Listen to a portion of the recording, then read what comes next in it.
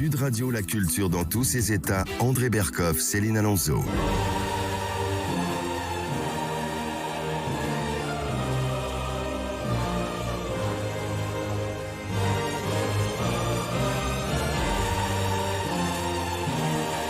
Et oui, l'hymne officiel des JO sur Sud Radio, André Berkoff. La cérémonie donc d'ouverture aura lieu précisément dans 3 semaines. Et aujourd'hui sur Sud Radio, eh bien, c'est d'une enquête implacable sur les dessous des Jeux Olympiques et Paralympiques dont nous allons parler, André, avec nos invités. Oui, j'adore parce que on nous parle toujours, et c'est merveilleux, c'est vrai, le sport magnifique, la glorieuse incertitude, les Olympiades, enfin la Grèce antique, on est là. C'est très très bien de parler des performances sportives et vive le sport d'ailleurs dans tous ses états. Mais aussi justement, il y a d'autres choses. Il y a la face cachée des Jeux Olympiques. Alors vous allez me dire comment l'univers du sport, il n'est fait que de pureté, il n'est fait que de grands sentiments, de noblesse, d'audace, etc. Mais il y a des choses, par exemple, nous attendions, rappelez-vous qu'Anne Hidalgo aille plonger dans la Seine pour montrer à quel point la Seine était dépolluée et pure. Enfin, nous avions tout cela, et puis on ne sait plus. Et puis voilà que paraît un livre, Céline, de Sébastien Chesboeuf, c'est ça, Jean-François Laville et Thierry Vildary, et ils nous parlent bien de choses, de coulisses, dont peu de gens avaient entendu parler. Et oui, il faut en parler aussi. Vous savez, il y a la lumière et l'ombre, mais l'ombre, elle renseigne quelquefois beaucoup plus que la lumière. Alors, qu'est-ce qui se passe? Comment ça s'est passé au niveau du budget, au niveau des grandes manœuvres, au niveau de ce que ça va nous coûter, et surtout, au niveau de cette organisation et de cette gestion des Jeux Olympiques. Céline. Et oui, une gestion qu'on peut qualifier parfois d'amateur. On va en parler dans un instant sur Sud Radio. Alors restez avec nous. La face cachée des JO, c'est tout de suite. Sud Radio, la culture dans tous ses états. André Berkoff, Céline Alonso.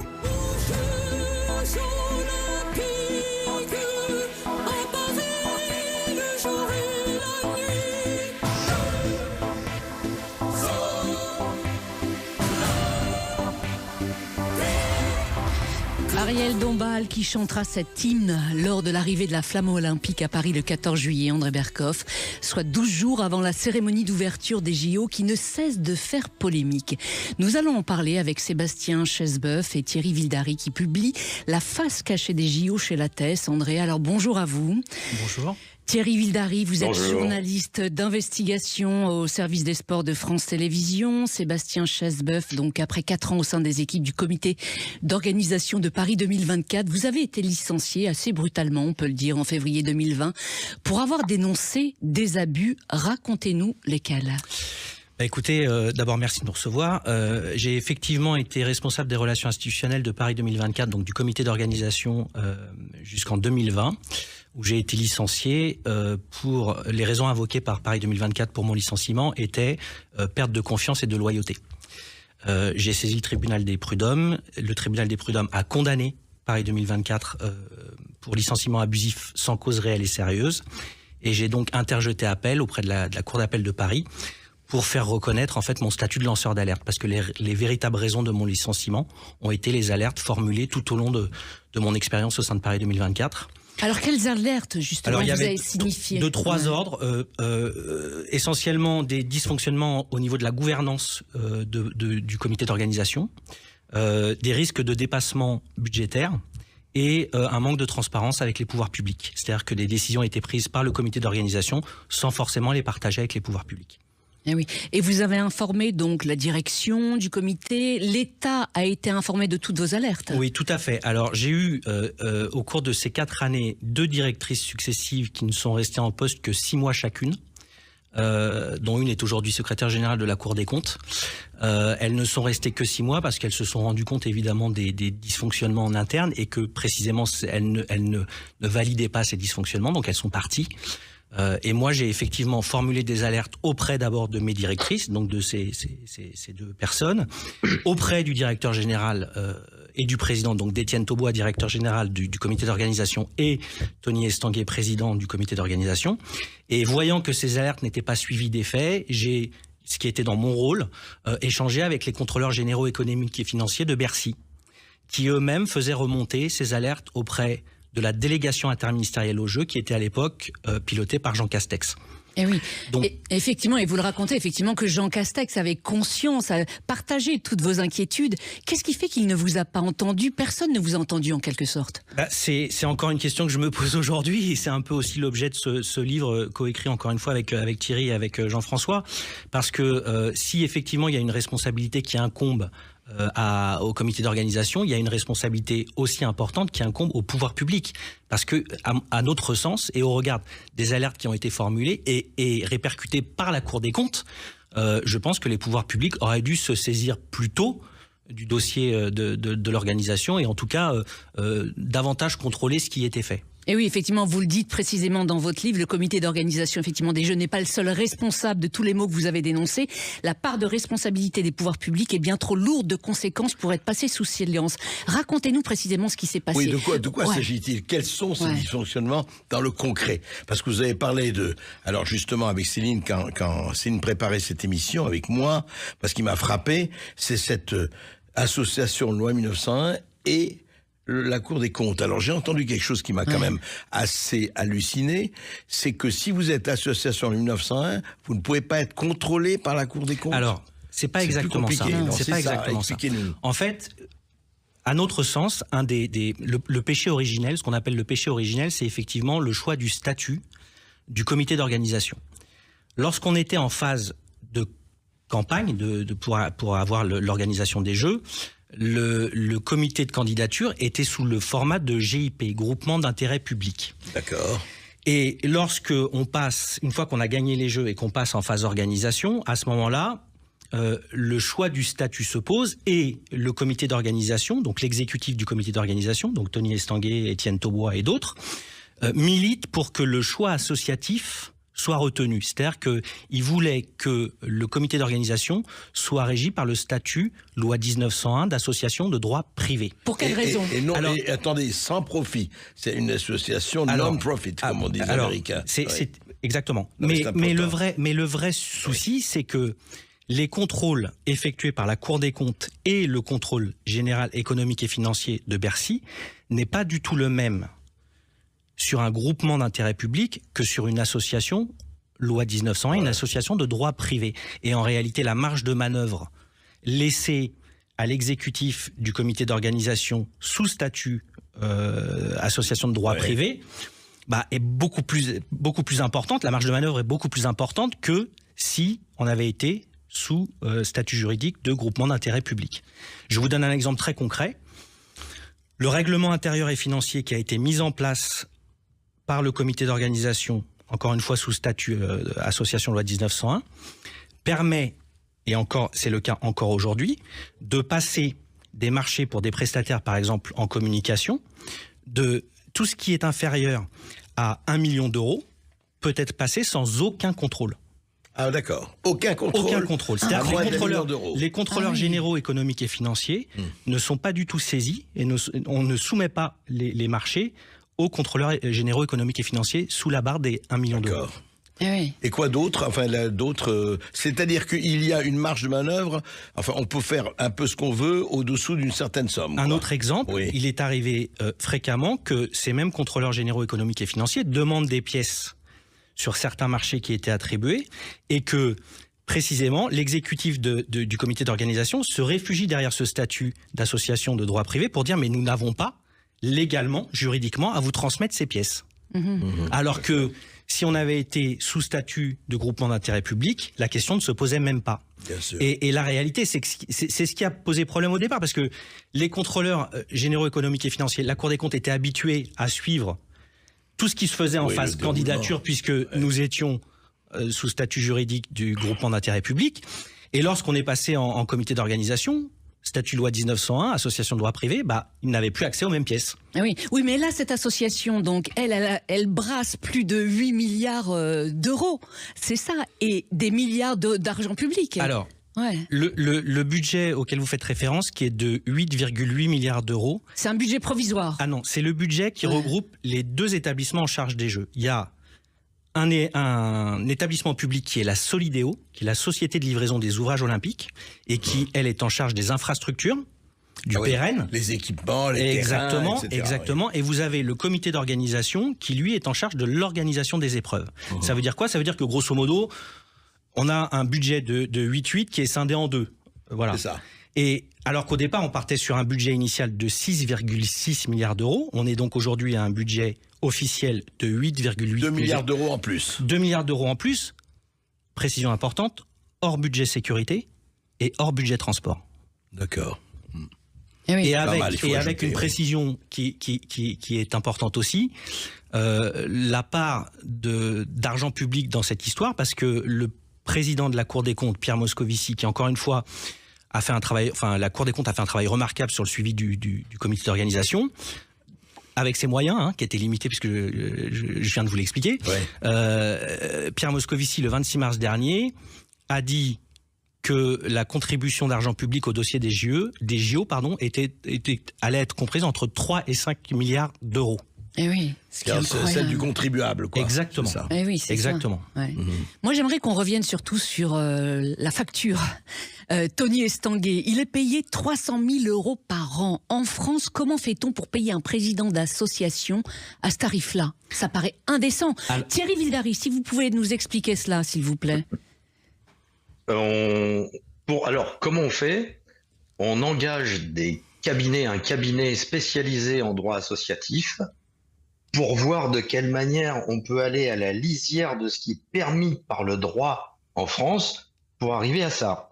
Et comme un président ne peut pas être payé à ce tarif, le maximum qu'on l'on puisse payer un président dans une association, c'est environ 11 000 euros brut. Par mois. Ce qui est un salaire de ministre. Ouais. Voilà. Bon, Tony Estanguet et le comité d'organisation estimaient que payer un président d'association au niveau d'un ministre, ça n'était pas assez, ça n'était pas reconnaître sa valeur. Donc ils ont engagé un cabinet qui a fait une étude et qui est arrivé à la conclusion qu'en fait il fallait que Tony Estanguet soit un président, mais un président en même temps entrepreneur, qui facture ses prestations de président à l'association. Et dans ce cas-là, ils estiment, le PNF se pose la question, le parquet national financier, oui, parce que les magistrats, eux, se posent la question. Est-il légal ce statut? C'est ça le... Ouais. C'est la question que se posent actuellement les magistrats du parquet national financier qui ont ouvert une enquête préliminaire à ce sujet. Donc, mais actuellement, Tony Estanguet, depuis 2020, facture chaque mois sa prestation. Quand on a découvert ça, je vais vous dire, on est tombé de notre chaise. Non mais c'est extraordinaire. Pardon Thierry Vildary, vous voulez dire que c'est un cabinet de conseil privé, bien sûr, qui a décidé de lui-même que Tony Estanguet devait être payé 3 fois Gabriel Attal ou un de ses ministres.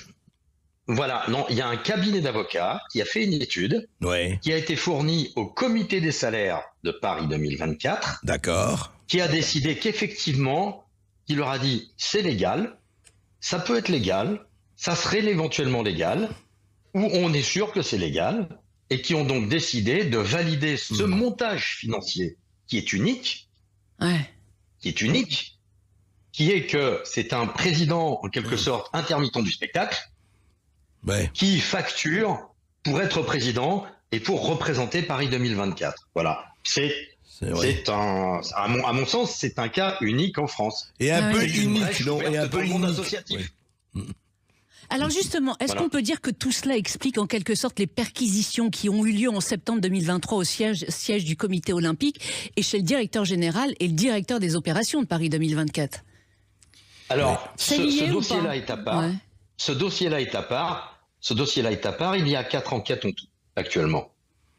C'est une première dans l'histoire olympique, puisque c'est pas la première fois que des juges sont amenés à enquêter sur soit des attributions de candidature, des achats de voix, soit des malversations au cours de l'organisation. Ça a été le cas à Rio, par exemple. Ça a été le cas à Tokyo plus récemment. Mais c'est la première fois qu'il y a des perquisitions par des policiers ordonnées par des magistrats avant même que se tiennent les Jeux Olympiques. Elles portent essentiellement sur des suspicions d'attribution de marché ou d'intérêts croisés, c'est-à-dire de personnes qui ont été dans des sociétés, qui ont bénéficié, qui se sont vues attribuer des marchés par Paris 2024, et puis quelques temps après, qui ont été embauchés par Paris 2024 à des postes où ils ont théoriquement un devoir de contrôle de ces marchés qu'ils ont obtenus quelques jours, quelques semaines, quelques mois plus tôt. Voilà. Donc, encore une fois, personne, il y a la présomption d'innocence, on va être bien clair avec ça, personne n'est condamné, mais en tout cas, il y a suffisamment d'éléments qui ont été dans un premier temps pointés par l'Agence française anticorruption pour que les magistrats du parquet national financier, qui ne sont pas, je dirais, il n'y a pas de grands et de petits magistrats, mais il y a des magistrats qui sont plus spécialisés que d'autres dans les délits financiers. Et eux, c'est leur travail exclusif. Tout à fait. Incroyable. Et quand ils décident d'ouvrir des enquêtes préliminaires, ça veut dire qu'ils ont des questions, ils ont matière à se poser des questions. Voilà. Incroyable. Absolument. Comment les pouvoirs publics ont-ils pu laisser faire ça? C'est quand même incroyable. Ça, c'est la question. C'est la question à 14 milliards. Eh oui, c'est ça. Alors, parmi les nombreux exemples de dérives budgétaires que vous citez dans votre livre, il y a celui-ci.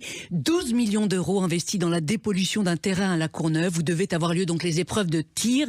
Au final, ce terrain ne servira que de point de départ du para-marathon. Qu'est-ce qui s'est passé? Alors là, on revient à l'origine du dossier, c'est-à-dire quand dans le dossier de candidature, les experts du COJO commencent à travailler sur la répartition, la carte des sites. Et très vite, ils arrêtent l'épreuve de tir olympique pour la mettre sur le terrain, ce qu'on appelle le terrain des essences à La Courneuve, qui est un terrain où en fait étaient stockés des hydrocarbures pendant des années, jusqu'en 2002, je crois. Et donc, pour pouvoir réaliser les infrastructures et cette compétition de tir, il faut procéder à la dépollution du site. Et donc cette dépollution coûte 12 millions d'euros. Donc on part sur ce schéma-là, les choses s'engagent, les travaux s'engagent de dépollution, et puis au retour des Jeux olympiques de Tokyo, probablement parce que les gens de Paris 2024 se rendent compte que le stand de tir à Tokyo était beaucoup plus grand que celui retenu à La Courneuve, on se rend compte qu'il manque 3 hectares en superficie. Donc ils essayent de les grappiller comme ils peuvent, mais bon, on est à proximité, il y a des réserves pour les oiseaux, donc ça c'est problématique parce qu'on peut pas. Stand de tir avec des oiseaux. Voilà, oui, c'est ça. peut, en plus, et donc très vite on abandonne l'idée de La Courneuve, et donc le tir part à Châteauroux, mais sauf que on a investi 12 millions d'euros dans la dépollution du site, donc il faut bien en faire quelque chose. Et il faut d'autant plus en faire quelque chose que l'argent qui a été investi, c'est de l'argent public de la Solidéo. Donc il faut justifier. Donc il faut justifier cette dépense de 12 millions d'euros. Et donc, en urgence, on trouve l'idée de faire partir le para-marathon du terrain des essences. Et donc, ça rentre dans le cadre de ce qui est autorisé. Alors, autre fait hallucinant que vous racontez dans votre livre, à la Concorde à Paris, un stade temporaire a été construit pour accueillir les sports urbains. L'enveloppe sécurité est de plus de 100 millions d'euros et vous dites que personne n'avait prévu de payer cette facture. Oui. Comment est-ce possible? Alors ça, on est en décembre 2019 et l'idée naît de effectivement regrouper les sports urbains sur un stade temporaire place de la Concorde qu'on appelle le parc urbain, et sauf que se pose on réalise très vite au regard des études qui sont réalisées que le surcoût sécurité va être important. Donc au moment de la préparation du conseil d'administration, moi je m'en ouvre au directeur général et je lui dis mais Étienne, on a un souci, c'est que tu veux faire passer cette délibération lors du prochain conseil d'administration, sauf qu'aujourd'hui on n'est pas en capacité de payer le surplus sécurité, oui. Et l'État ne s'est engagé qu'à payer ce qui était prévu, et ce parc n'étant pas prévu, c'est pas bon. Et là il me dit mais c'est pas grave, justement on va faire voter cette délibération parce qu'une fois qu'elle sera votée, l'État ne pourra pas faire autrement que de payer. Que de payer, ouais. Voilà. Et ce qui est surprenant dans cette affaire, c'est que j'ai pas été le seul à le signaler à l'époque, puisque Jean Castex, délégué interministériel au jeu encore une fois, et futur Premier ministre, adresse un mail quelques jours avant le conseil d'administration pour dire mais n'est-il pas prématuré de voter ce site place de la Concorde alors qu'on ne sait pas combien ça va coûter?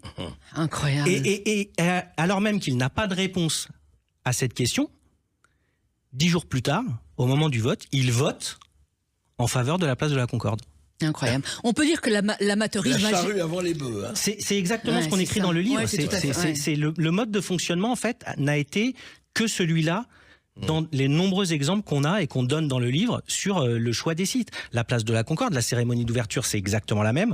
Enfin voilà, et le surf, ça a été la même. Il n'y a pas eu d'étude d'impact au préalable. On a décidé ça comme ça, et après on voit comment on s'organise et comment on ira, et puis l'État payera, quoi qu'il en coûte. C'est exactement ça. C'est pas cher, c'est l'État qui paye. Rappelez-vous, un ancien président de la République. Alors la cérémonie d'ouverture, plusieurs personnes, centaines de milliers de personnes sont attendues, donc le 26 juillet. Des professionnels de la sécurité vous ont dit avoir interdit à leur famille d'y assister. Alors est-ce une folie criminelle de la maintenir, comme l'a dit l'expert Alain Bauer? On va en parler dans un instant sur Sud Radio, alors reste avec nous. Sud Radio, la culture dans tous ses états. André Berkoff, Céline Alonso. La Seine a de la chance, elle n'a pas de soucis. Elle se la coule douce le jour comme la nuit, et elle sort de sa source, tout doucement, sans bruit, et sans se faire de mousse, sans sortir de son lit. Elle s'en va vers la mer, en passant par Paris. La Seine a de la chance, elle n'a pas de soucis, et quand elle se promène tout le long de ses quais, avec sa belle robe verte et ses lumières dorées, Notre-Dame, jalouse, immobile et sévère, du haut de toutes ses pierres, la regarde de travers. Et oui, la Seine n'a pas de soucis, mais ça, c'était avant. Et la merveilleuse voix de Jeanne Moreau. Exactement. Ça, c'était en 1945, date à laquelle Jacques Prévert a écrit ce sublime poème. Alors aujourd'hui, la Seine et ses quais inquiètent les plus grands experts en sécurité, Sébastien Chesboeuf et Thierry Vildary. La cérémonie d'ouverture des Jeux devrait avoir lieu donc dans 3 semaines sur ce fleuve à Paris. Le choix de ce lieu, Thierry Vildary, est une première dans l'histoire des JO? Oui. Absolument, c'est la première fois qu'une cérémonie d'ouverture sort d'un stade.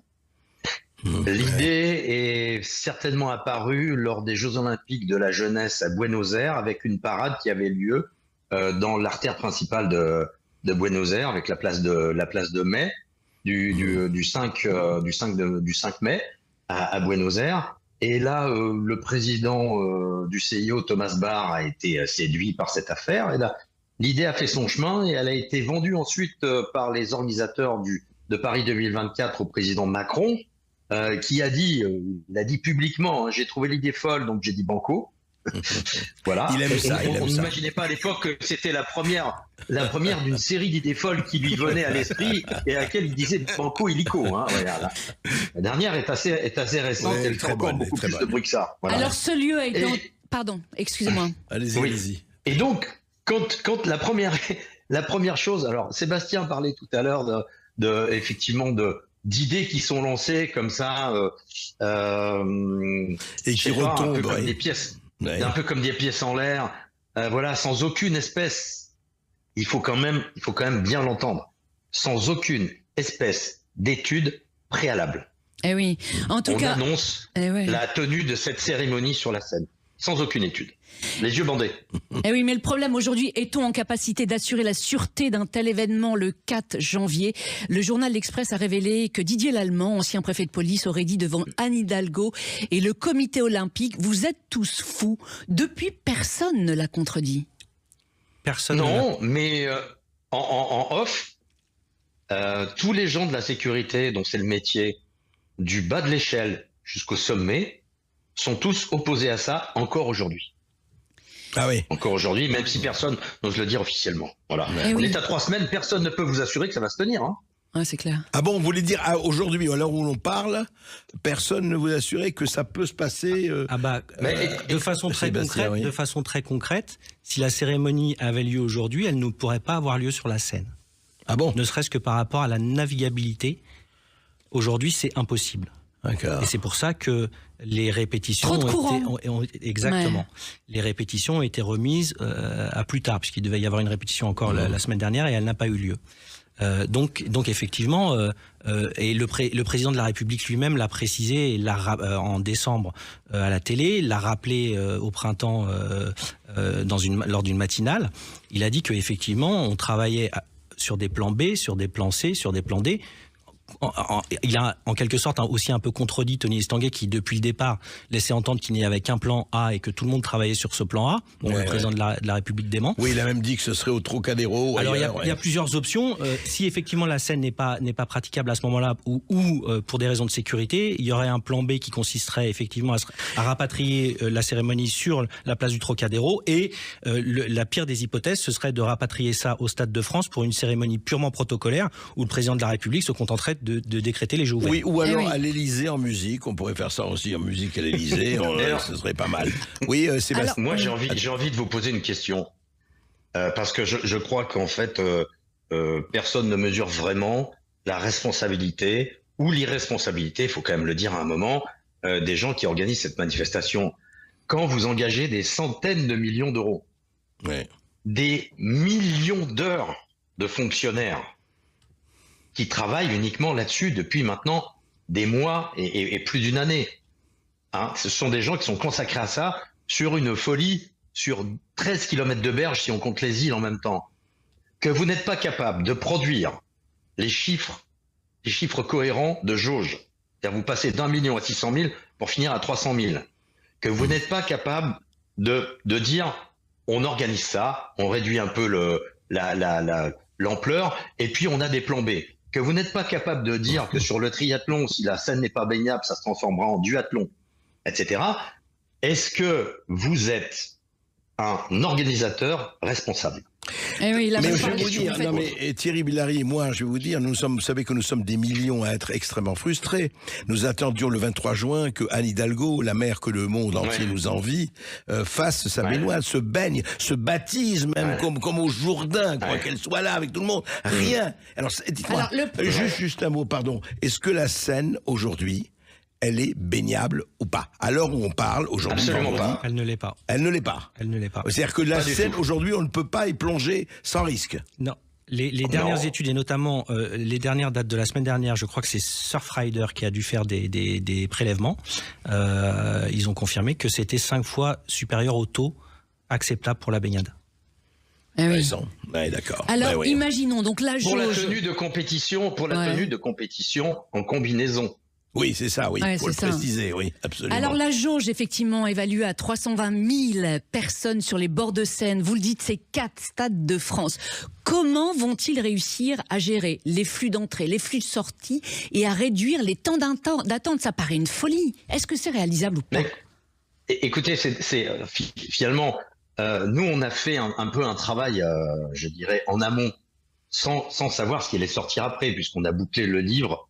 Même s'il est sorti début mai, on a bouclé le livre fin avril.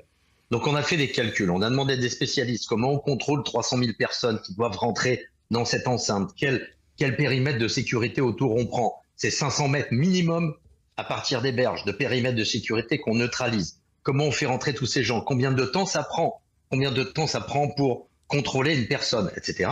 On est arrivé, on s'est dit, en restant mesuré, il faut arriver au moins 4 heures avant. Maintenant, on sait que tout le monde doit être installé à 18h30 pour un début, à 19h30, et qu'il faudra arriver à partir de 14h. 14h, voilà. Donc, s'il pleut, vous voyez le chantier, et s'il fait très chaud, nous, c'est ce qu'on a dit dans le bouquin, c'est réservé uniquement à des athlètes de haut niveau qui peuvent résister à des chaleurs de 30 degrés, rester tout un après-midi en bord de Seine, sans pouvoir venir avec son petit siège de camping. Et pas d'eau. Et oui. Voilà. Et vous le dites, il y aura de l'eau sur place, il y aura des fontaines, etc. Bien sûr, on peut faire confiance quand même à l'organisation pour fournir ça. Mais enfin, ça veut dire que c'est des mesures qui sont démentielles pour assister à un événement populaire, quoi. Voilà. Oui. Non, mais vous, en plus, ce qui est vraiment alarmant dans votre livre, c'est que vous dites, par exemple, les fouilles, les effets personnels. Vous dites que le passage sous des portiques à rayon X semble difficile, voire impossible à mettre en œuvre. Comment vont-ils faire pour contrôler les gens? Le risque terroriste est quand même élevé. Ah bah le risque terroriste, oui. il est au maximum. Donc mais ça, enfin tout ça, je pense et j'espère qu'ils l'ont intégré dans le dispositif de sécurité. Et ce qui est problématique aujourd'hui et ce qui a été longtemps un problème, c'est le recrutement des agents de sécurité privée, parce que mais c'est un métier, ça s'improvise pas, ça s'apprend. Nous on a été interloqués quand on a vu que le préfet de la région Île-de-France, Marc Guillaume, envoyait des mails aux entreprises de BTP pour proposer aux salariés du BTP d'être débauchés pour assurer la sécurité des Jeux pendant les épreuves, enfin en tout cas la cérémonie d'ouverture. Enfin voilà, et encore une fois sur le discours officiel qui consistait à dire bon bah finalement on a réussi. Il y a encore quelques jours on nous disait il nous manque plus que 400 agents de sécurité privée. Avant-hier on nous dit qu'on est encore à la recherche de 1000 effectifs qui manquent, que la formation encore une fois elle est pas au niveau de ce qu'impose l'événement en fait. Et donc en plus il y a un appel à la grève de la part de la CFDT. Et en plus il y a effectivement un appel à la grève en fonction des résultats des élections législatives. Alors parlons effectivement du risque, parce que vous avez rencontré un formateur en métier de la sécurité. Vous avez passé certains aspects de la cérémonie, donc on peut dire au crible. Le premier est celui des drones. Est-on en capacité d'empêcher une attaque simultanée de drones? Mais j'aimerais pouvoir. Peut-être qu'on le sera. Peut-être qu'on le sera. Il y avait des problèmes de livraison et de fourniture du matériel anti-drone. Mais si vous voulez, on est focalisé sur, il faut bien comprendre, pour comprendre la difficulté des forces de sécurité, de tous ceux qui travaillent dans la sécurité. Ouais. Voilà. C'est qu'on est focalisé, nous, sur la Seine et sur les bords de Seine. Mais vous allez avoir des stations de métro qui vont être fermées en amont. Vous allez avoir des gens qui vont prendre le métro avec des parkings relais, même à l'extérieur de Paris. Vous allez avoir des attroupements, des files d'attente dans des stations de métro, à l'entrée de stations de métro, dans des files très en amont, dans des files d'entrée, etc. Tout ça, ce sont des zones sensibles qui vont devoir être mises sous haute surveillance. Donc on imagine, nous, des drones qui tomberaient, des risques de drones qui tomberaient sur les bateaux pendant le défilé. Bon, ça, c'est le pire. Mais vous pouvez très bien avoir des gens qui décident de créer des mouvements de panique ou du stress de la manifestation dans l'après-midi, sur des files d'attente très en amont. Et oui, mais ne voyons pas, Thierry, peut-être toujours le verre à moitié vide. J'espère que le verre sera à moitié plein. Soyons un peu optimistes, non?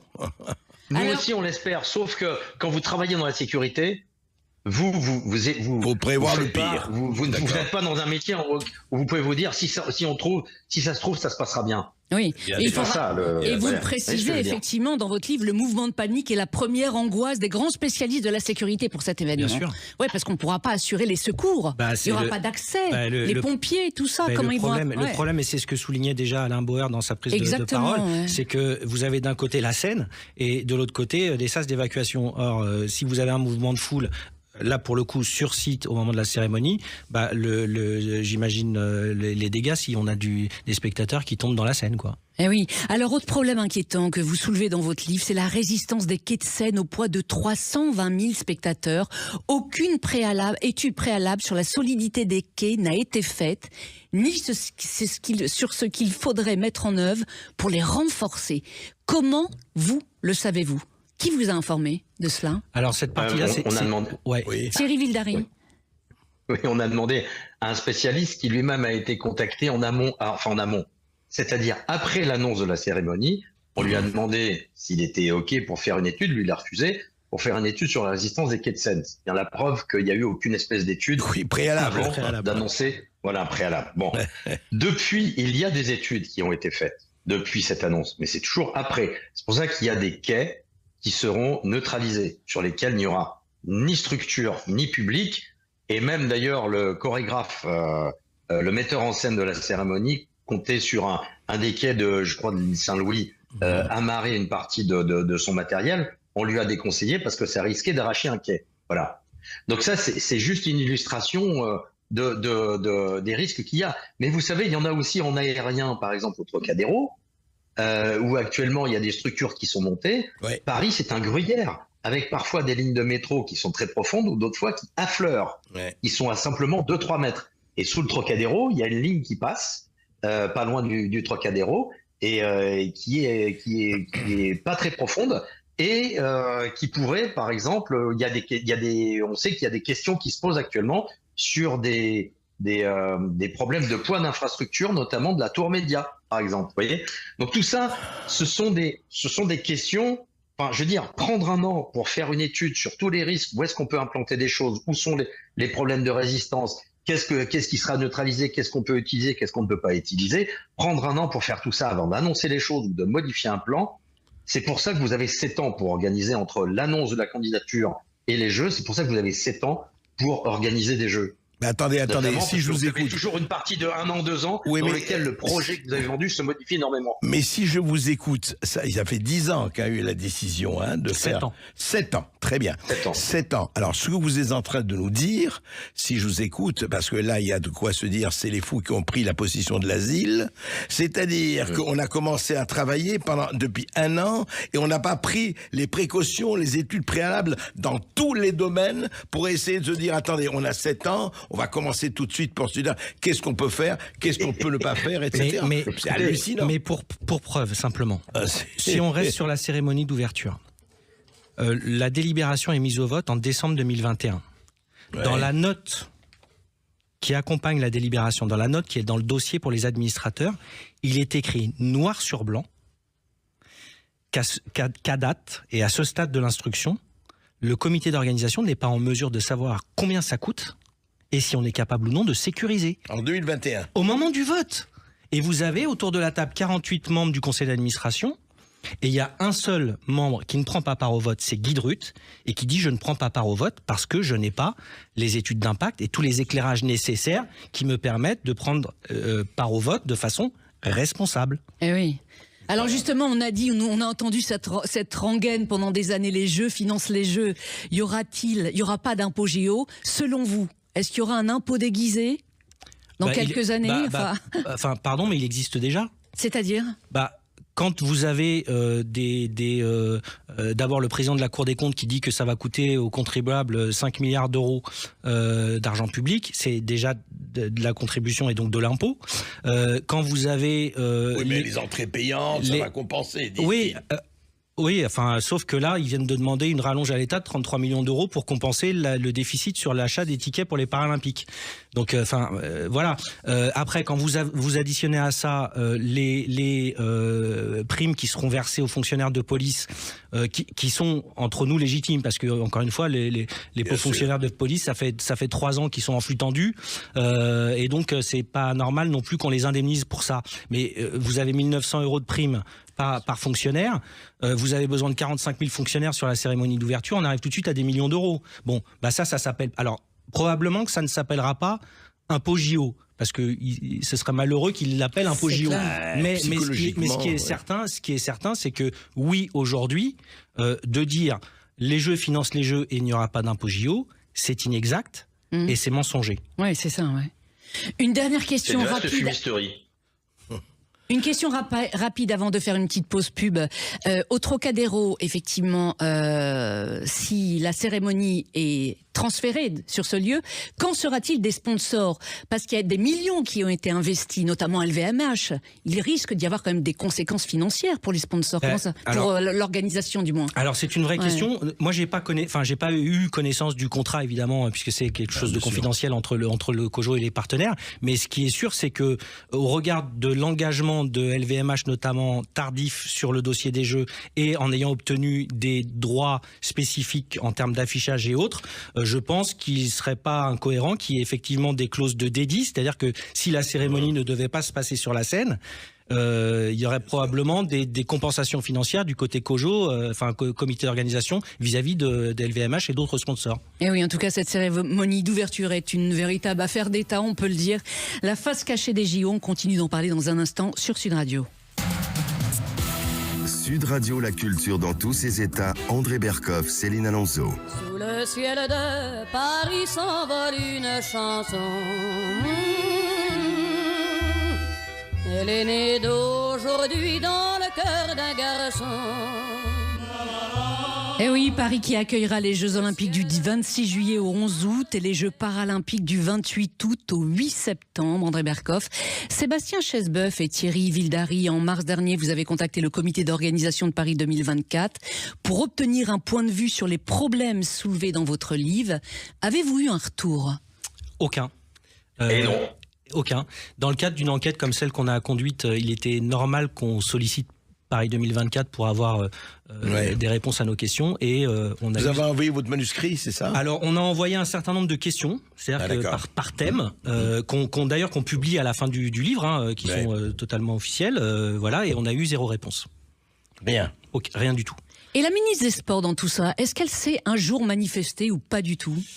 Alors la ministre des Sports, elle s'est manifestée quand elle est entrée en fonction, c'est-à-dire qu'elle est nommée en mai 2022 et très vite, elle donne l'impression, en plus elle est ministre des Sports et des Jeux Olympiques, ce que n'était pas Roxana Maracineanu qui était ministre avant elle.